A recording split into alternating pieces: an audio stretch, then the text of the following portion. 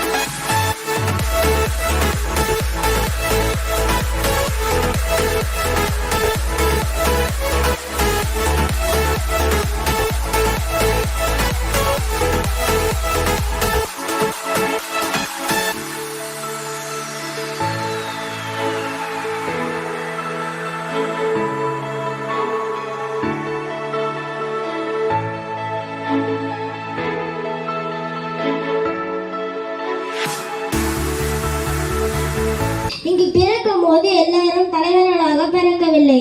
அவர்களின் வாழ்க்கை முறைதான் அவர்களை தலைவராக பிறக்க வைக்கும். அந்த வகையில் இக்கால பெண்மணிகளுக்கு சான்றாக விளங்கியவர் மக்கள் தலைவி செல்வி ஜெயலலிதா அவர்கள். வீரமங்கை ஜெயலலிதா என்ற பெயருக்கு அறிமுகமே தேவையில்லை. மக்களால் நான், மக்களுக்காக நான் என்ற கட்டளை என்னுடைய கட்சிக்காரர்களுக்கு அதை சொல்ற ஒரே வார்த்தை, நீங்க என்ன செஞ்சீங்க அதை மட்டும் சொல்லுங்க.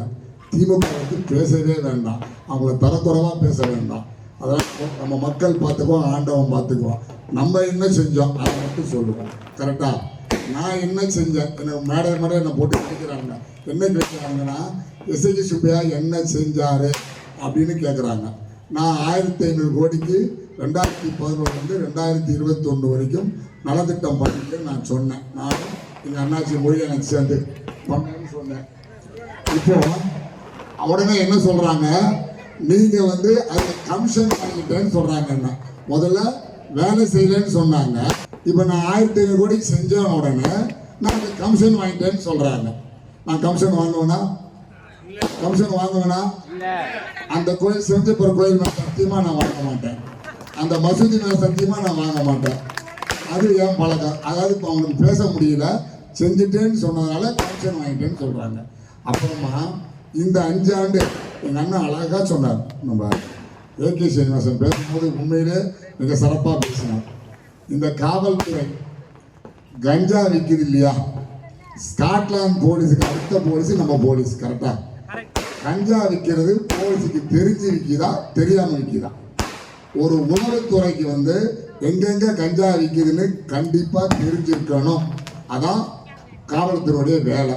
அப்போ தெரிஞ்சுக்கிட்டு கொடுக்காம இருக்காங்களா, உண்மையிலே அவங்களுக்கு தெரியலையா? நான் கேட்குற கேள்வி கரெக்டா? நான் என்ன கேட்குறேன், காவல்துறைக்கு தெரிஞ்சு விற்கிறாங்களா தெரியாமல் விற்கிறாங்களா? அதாவது காவல்துறைக்கு தெரிஞ்சு விற்கிறாங்களா தெரியாமல் தெரியல. நிச்சயமாக காவல்துறைக்கு தெரிஞ்சுதான் இதை வித்துக்கிட்டு இருக்காங்க. மக்கள் இன்னைக்கு சீரழிகிறது காவல்துறையுடைய அலட்சியத்தில் தான் இது நடந்துக்கிட்டு இருக்கு. இதில் மாற்று கருத்து கிடையாது. அப்புறம் இந்த 5 ஆண்டு முதலமைச்சர் கேட்டார். முதலமைச்சர் திட்டத்தின் கீழ் ஒவ்வொரு சட்டமன்ற உறுப்பினர்கிட்டையும் ஒரு 10 கோரிக்கை கொடுங்கன்னு கேட்டாங்க. நாங்களும் நம்பி கொடுத்தோம். என்ன நம்முடைய தொகுதிக்கு என்னெல்லாம் வேணும்னு கேட்டாங்க. என்னெல்லாம் வேணும்னு கேட்கும்போது 10 கோரிக்கை நான் கொடுத்தேன். அந்த 10 கோரிக்கையை இது வேண்டாம், இது வேணும், இது வேண்டாம்னு சொல்லி மாற்றினாங்க. 10 கோரிக்கை கிடையாது கொடுத்தோம். என்னைக்கு கொடுத்தேன்? 2022 9ஆம் மாதம் 5ஆம் தேதி கொடுத்தேன். நான் சொல்றது நல்லா கேட்டுக்கங்க. 5ஆம் தேதி 9ஆம் மாதம் 22ஆம் வருஷம் கொடுத்தேன். இன்னைய வரைக்கும் ஒரே ஒரு கோரிக்கை கூட நிறைவேற்றாத ஒரு அரசு இந்த அரசு. நான் என்ன சொல்ல வரேன்னு புரியுதா? 5 ஆண்டா ஒன்றுமே இல்லை. என்ன கோரிக்கை நான் கொடுத்தேன்? அதில் ஒரு கோரிக்கை இந்த மணிமுத்தார் பூங்காவை சரி செய்யணும்னு கொடுத்தேன். நிறைவேற்றினாங்களா? 7 கோடி ஒதுக்கணும்னு சொன்னாங்க. வெறும் காகிதத்தோட முடிஞ்சு. நீங்கள் எதுக்கு என்ன கேட்டீங்க? நான் எதுக்கு கொடுத்தேன்? ஏன் செய்யலை? இதுதான் கேள்வி. அதை விட்டுவிட்டு நான் செய்யலைன்னு நீங்கள் சொல்கிறீங்க. எந்த விதத்தில் நியாயம்? ஒன்று, அகஸ்தியர் அருவி பேசும்போது சொன்னார். அகஸ்தியர் அருவிக்கு காசு நான் சட்டசபையில் பேசவே இல்லைங்கிறாங்க. உண்மையிலே அந்த சகோதரருக்கு நான் சொல்ல வேண்டிய வார்த்தை, எந்த தேவை உண்டோ அதெல்லாம் நான் சிறப்பாக பேசுவேன். அதில் ஒன்று தான் இந்த அகஸ்தியர் அருவிக்கு என் மக்களுக்கு ஃப்ரீயாக விடுங்கன்னு சொன்னேன்.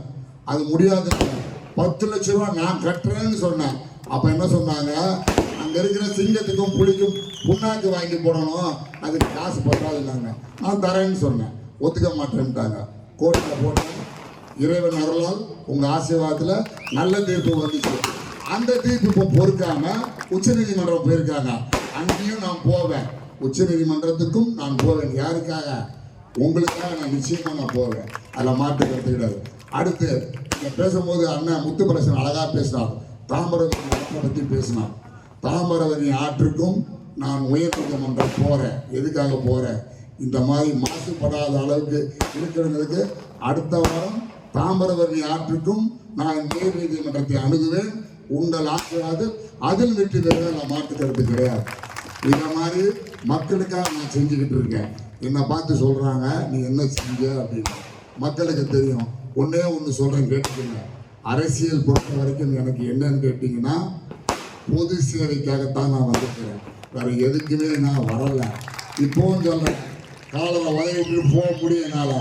ஏன் போல தெரியுமா? எனக்கு முன்னாடி பேசுகிற அண்ணன் அழகாக சொன்னார். கொரோனா வந்தப்போ எனக்காக எத்தனையோ மக்கள் எனக்காக பிரார்த்தனை பண்ணிக்கிட்டாங்க. எத்தனை 1000 கோடி இருந்தாலும் சரி, உங்கள் முன்னாடி அந்த 1000 கோடி எத்தனை 1000 கோடி ஒரு தூசு. நீங்கள் இருக்கிறதுனால நான் என்ன வேணாலும் செய்வேன். உங்களுக்காக நான் எப்பவும் செய்ய காத்துட்டுங்க. நான் நிறைய பேசணும்னு நினச்சேன். வெடிக்கு எடுத்துருச்சு, நல்லா மூடு அவுட் பண்ணிடுச்சு. அது ஒரு சந்தோஷமாக போயிடுச்சு. இன்னும் உங்ககிட்ட நிறைய பேசுவேன். ஒன்றே ஒன்று மட்டும் சொல்கிறேன். 2021 சட்டமன்ற தேர்தலையும் நான் எனக்கு ஓட்டு போடுங்கன்னு கேட்கவே இல்லை. நல்லவனுக்கு ஓட்டு போடுங்கன்னு சொன்னேன். நீங்கள் எனக்கு போட்டீங்க, சந்தோஷம். நான் என்றைக்குமே நல்லவனா உங்கள் சகோதரனாக தான் இருப்பேன். யார் வந்தாலும் என் கேரக்டரை மாற்ற முடியாது. யார் வேணாலும் என்ன வேணாலும் சொல்லிட்டு போங்க. இறைவன் இருக்கிறான், பார்த்துக்குவோம். என் சகோதர சகோதரிகள் இருக்காங்க, பார்த்துக்கங்க. நன்றி நன்றி நன்றி. உங்கள் வியாபாரத்தை இன்னும் மேம்படுத்த விளம்பர வண்டி தேவைக்கு எங்களிடம் அணுகவும். 9443554244